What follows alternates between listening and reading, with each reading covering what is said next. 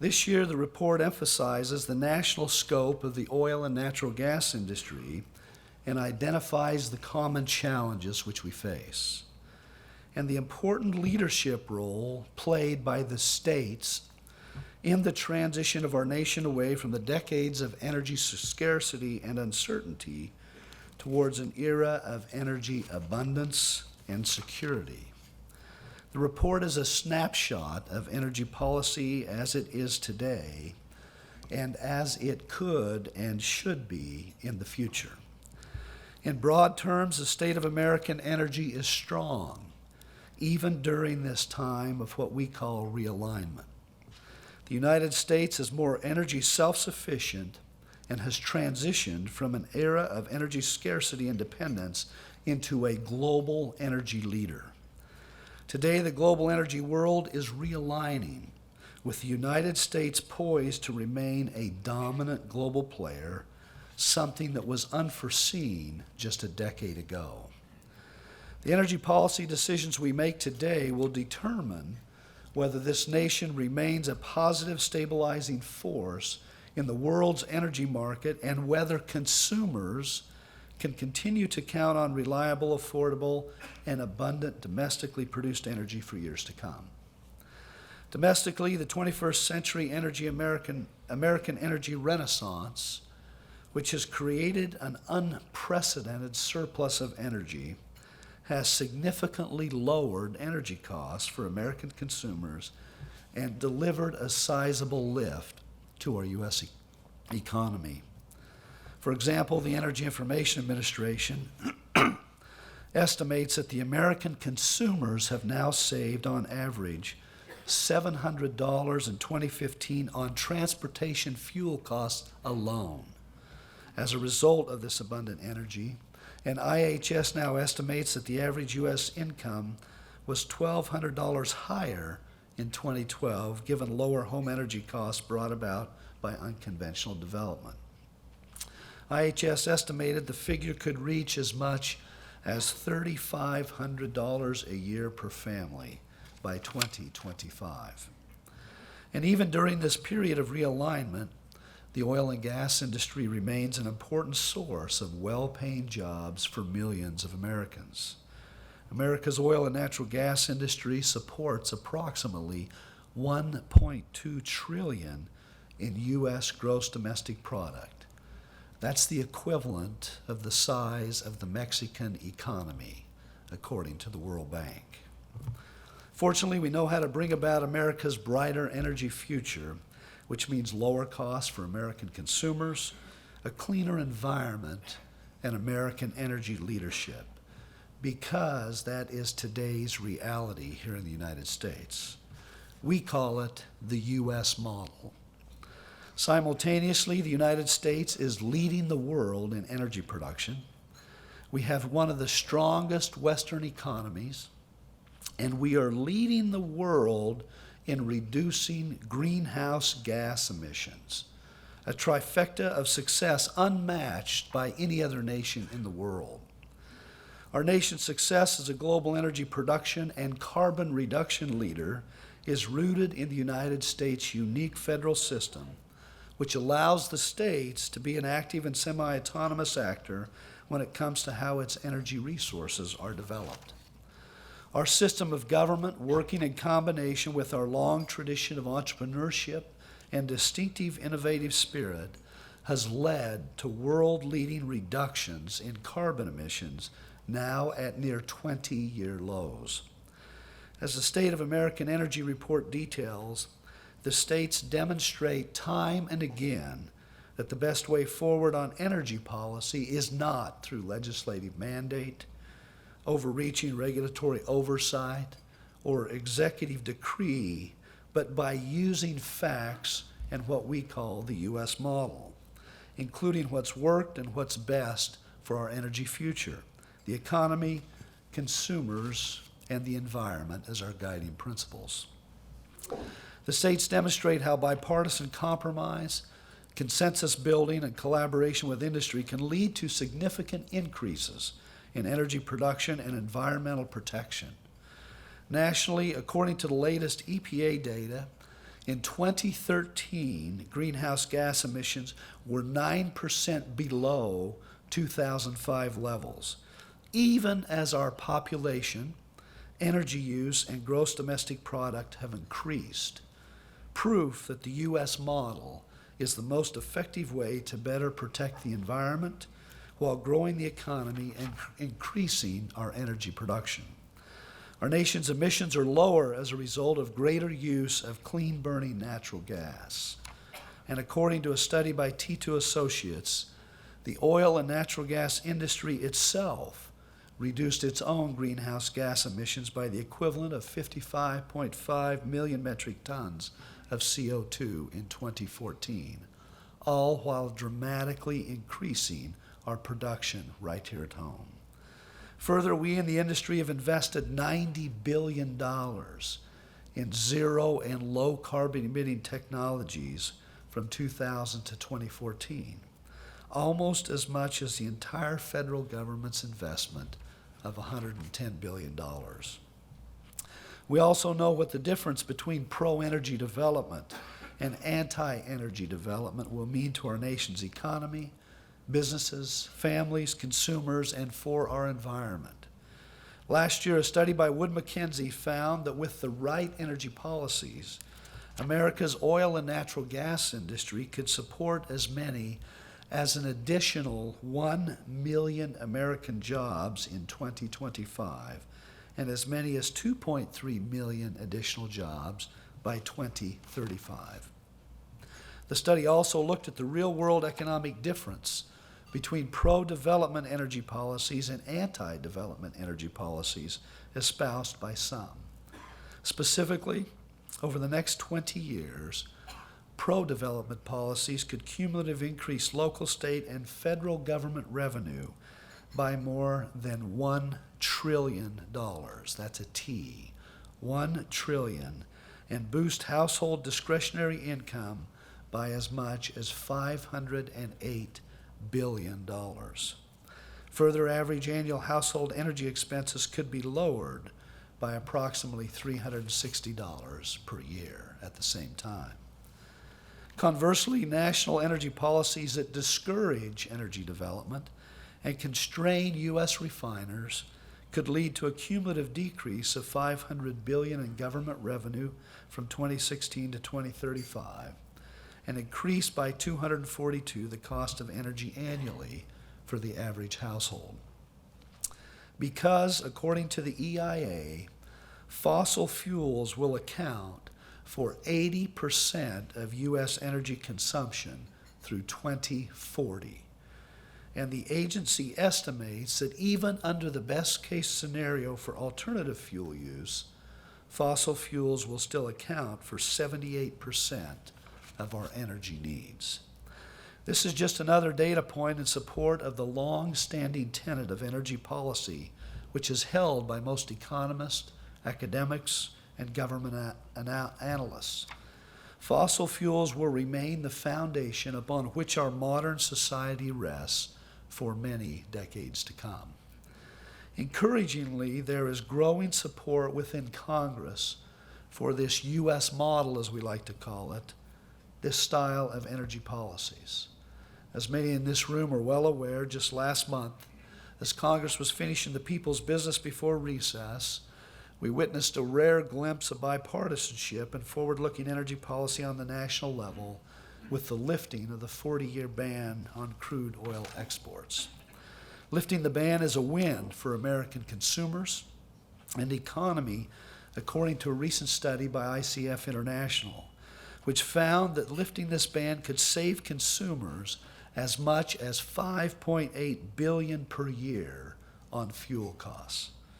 Congress's action was a victory of long-term vision and fact-based policymaking over political ideology and ideological dogma. Still, and in spite of all these facts and a wealth of other evidence to the contrary, there are an ardent few who continue to believe that keeping our nation's abundant energy resources in the ground is a credible and viable national energy strategy. There are some in government who will advance their favorite forms of energy to the dubious and untested end, heedless of the potential harm it could cause to our economy, or how much cost it would impose on consumers, or how it could impede continued environmental improvement. For example, ignoring clear consumer preference and in spite of current record levels of production and refining, EPA continues to push the renewable fuel standard, a relic of our nation's era of energy scarcity and uncertainty. A 2014 Congressional Budget Office study projected that the RFS could raise the cost of fuel prices because, quote, given the design of the RFS, the cost of encouraging additional sales of high ethanol fuel falls on producers and consumers of gasoline and diesel, end quote. What's more, there's very little consumer demand for these high ethanol fuels. According to the EIA, the annual amount of E85 that was sold in 2014 is less than 1% of the annual gasoline demand. The reason is simple. Ethanol is less energy dense than gasoline, and as a result provides fewer miles per gallon. The laudable goals of the RFS, less dependent on imported fuel, lower gasoline prices, and reduced emissions, have largely been achieved through industry innovation and market forces. It is well past time that we end or significantly amend the renewable fuel standard. It is a relic of our nation's era of energy dependence that poses a direct threat to our nation's economy, risks reversal of important environmental improvements, as concluded by the National Academy of Sciences, and could raise energy costs for American consumers. Another example is the Clean Power Plan, which under the guise of environmental protection does in fact seek to pick winners and losers in the energy market, not based on market conditions, consumer preference, or economic reality. The reality is that the approach of the rule is to propose a regulation-based solution for a problem that is already being successfully addressed in the marketplace. And the treatment of natural gas is a good example. The administration routinely acknowledges that greater use of natural gas in power generation has not only led to greater greenhouse gas emission reductions than any other nation, but that it has been a, quote, game changer, end quote, in reducing other air pollution. And the president rightly highlights that we have far more than 100 years' worth of natural gas abundance. Yet in releasing the Clean Power Plan last summer, the White House talking points bragged, quote, the rush to natural gas is eliminated, end quote, presumably a means to spur more renewable energy. In 2015, there were several months in which natural gas produced more electricity than any other fuel for the first time in U.S. history. By no coincidence, that period also saw the lowest carbon emissions from the power sector. And far from reducing opportunity for wind and solar power, natural gas provides the reliable baseload power necessary to integrate those intermittent sources. States and electric utilities are required to provide clean, reliable, and affordable energy. Natural gas will continue to provide all three, with or without the Clean Power Plan. More broadly, however, the Clean Power Plan could further drive up costs for consumers who live in regions of the country who pay more than they should for energy they need because of the growing strain on our energy infrastructure. The EIA estimated that New England residents paid up to 69% more for their electricity than the national average just last winter. And the industrial sector has paid up to 90% more for its electricity than the national average, in part because of infrastructure limitations. Much of these limitations are the result of a dangerous combination of outdated policies and anti-fossil fuel ideology that discourages American companies from investing in tomorrow's pipelines, marine terminals, and other needed energy infrastructure. Emboldened by their ability to stop the Keystone XL pipeline, anti-fossil fuel advocates have set their sights on all energy infrastructure projects. Their arguments against this energy infrastructure project are not based on economic merit or on true environmental impact. And the decision to reject the pipeline simply ignores the pipeline's many benefits, including strengthened ties to one of our closest trading allies, Canada, the creation of thousands of well-paying jobs, the generations of millions of local, state, and federal tax revenue, and the reduction in greenhouse gas emissions in developing Canadian oil sands that have been achieved to date. Keystone is a good example how facts can be stubborn things that take little heed of political ideology or preconceived notions. In this case, the stated reason for denying the Keystone XL pipeline was environmental protection. However, that was contradicted by the administration's own State Department report, which concluded that after 7 long years and 5 comprehensive reports, that the denial of this pipeline would actually increase carbon emissions by 42% due to an increase in truck, rail, and barge traffic needed to transport oil sands to Gulf Coast oil refineries. The oil is finding its way to the marketplace through alternative means, and as they concluded prior to that decision, it has increased carbon emissions 42% as a result of that unfortunate denial. The demonization of the Keystone XL pipeline remains a powerful cautionary tale of the dangers of energy policy driven by ideology rather than economic reality, and has a chilling effect on expansion efforts for our nation's energy infrastructure. That's not just bad national energy policy, it is also bad news for our nation's economy. According to an IHS study, the amount of energy sector infrastructure needed through the middle of next decade could spur $1.15 trillion in private capital investment. $1.15 trillion in private capital investment. IHS also projects that infrastructure investment could support more than 1.1 million American jobs nationally, contribute $120 billion to U.S. gross domestic product, and increase revenues to government by more than $27 billion through 2025. And finally, another example of why policy matters when it comes to energy is the glaring difference between energy production on state-controlled and federally controlled lands.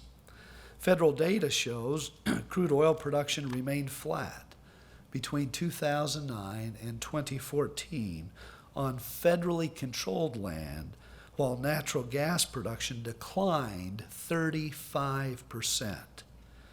By contrast, on private and state lands where development does not need permission from the federal government, production increased 88% for crude and 43% for natural gas. These dramatically different trend lines are a function of political ideology, not geology. All 3 examples underscore not only how energy policy affects energy production, but also how changes in energy production affect the lives and livelihoods of us all. And that highlights a central fact that is often lost in the energy policy debate: that energy from fossil fuels is, and for decades to come, will be fundamental to our society. And as a result, the policies we put in place in that area will have repercussions well beyond the wellhead, the pumping station, or the refineries. They have real-world impacts on American families, on small businesses, on our environment, and on our communities. As the President's last full year in office begins, we hope that he will take note of and help foster what we like to call the U.S. model. We hope that he'll note that the already heavy regulatory burden, almost 100 pending regulations on the oil and gas industry and counting, upon the oil and gas industry could hinder rather than advance what he hopes to be one of the administration's defining legacies, environmental improvement. And while the outcome of November's election is far from clear, it is certain that no matter who becomes the 45th President of the United States, he or she will take a nation that is first in oil and natural gas production, first in refining ever cleaner fuels, and first in reducing greenhouse gas emissions. They will also have a choice to continue the United States' positive role of energy abundance, global leadership, domestic economic opportunity, and environmental improvement, or to dismantle the progress we've made by implementing policies born from ideology and unmoored to science or to facts. And if the past is indeed prologue as the November elections approach, our nation's civil discourse on our most pressing national issues will likely include energy. Our Vote for Energy voter education campaign will keep the national energy discussion hopefully above the hyperpartisanship of a presidential election year. Vote for Energy focuses on what unites us as a nation and seeks to drive national energy discussion that's focused on facts that are smart, responsible, pro-energy policies and what they mean for American jobs, a stronger economy, a better environment, and continued global energy leadership. And it will focus on the facts, will focus on the future, and empower voters with the information they need to understand where those who seek to lead us stand on America's energy future. Vote for Energy and our industry's central message is straightforward. Energy is fundamental to our society, and thanks to American innovation and entrepreneurial spirit, the United States stands as the world's leader in energy production and environmental improvement, and will remain a global energy leader only if we get our nation's energy policy right today and tomorrow. There will be those whose rhetoric and contributions to the national energy policy conversation consist only of personal attacks, misinformation, and political polemics that attempt to reduce the discussion to a set of false choices. We will instead work toward proven, realistic solutions as demonstrated by the facts of the U.S. model. In this new year, let us all resolve to work together toward a shared vision of a world where everyone, without regard to zip code, state, nation, continent, or hemisphere, has access to reliable, safe, and affordable energy. And it will keep the energy conversation focused on what's most important: energy's role in increasing American prosperity, long-term job creation and economic opportunity, coupled with environmental improvements and enhanced national security. Our goal is to keep the positive momentum of the last few years and to end the politicalization of energy for petty partisan ends. We want to foster a national energy policy discussion that remains above the partisan fray and immune from the misinformation campaign deployed by fervid critics of fossil fuels. Because the reality is that no single source of energy will alone solve our problems or is the source of all of our woes. Moreover, no group holds all the answers or the solutions to the challenges that we face. What history has taught us is that America prospers most when we work together for the common good. I continue to believe and hope that all of us ultimately have the same goal: to leave our community, our nation, and our world better than we found it for the next generation.